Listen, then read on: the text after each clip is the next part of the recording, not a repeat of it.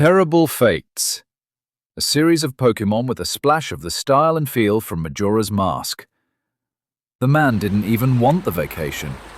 Some mandatory wellness initiative cooked up by the higher-ups. Burnout prevention or something like that. So, instead of his desk and his third espresso, he found himself at a crumbling seaside resort, with no reliable signal, a handful of disinterested staff, and a language barrier thick enough to wade through. He wasn't rude, not the sort to insult the food or yell about air conditioning.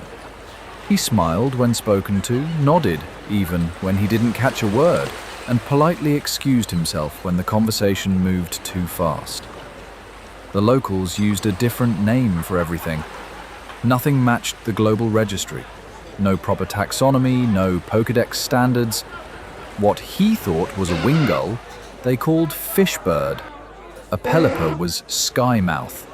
It made logging anything impossible. So when a fisherman laughed about tide spirit, slurring and red-faced from too much local rum, the man thought it was just another island nickname, a story meant to keep tourists away from the good spots. What if you're so down for a good time? The fisherman cackled to a wide-eyed younger man beside him. Why don't you head down to Tide Spirit Reef, eh? Just past the mangroves, east-facing tide pool with the black stones poking out like teeth. Go on, see how long you last. The boy didn't laugh. He looked nervous. The old man switched languages, slower and more serious now, and the tourist's attention drifted again, staring at his drink, picturing a quiet stretch of water, colourful fish, solitude. The reef he found the next morning matched the vision. Crystal clear, calm despite the tide, secluded. He left his shirt on the rocks and waded in, but something moved, just below the surface. The water deepened faster than it should have. Bubbles rose, then silence. He didn't know the story, not really. If he had known the language, he might have heard the warning. This time of year, the young are born, and the old one watches. The one with the Everstone embedded deep in its shell, the one that never left, the one that doesn't tolerate intruders.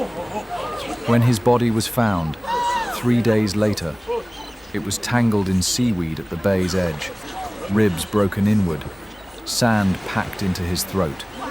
No one could explain how a grown man had drowned in water so clear and shallow. No one but the fishermen. No one but the locals. And deep beneath the reef, nestled in shadows and currents, a single Squirtle sat atop black rock. Older, scarred, its shell discolored where a grey stone spike had been embedded there long ago. Its eyes reflected the surface and the stillness above.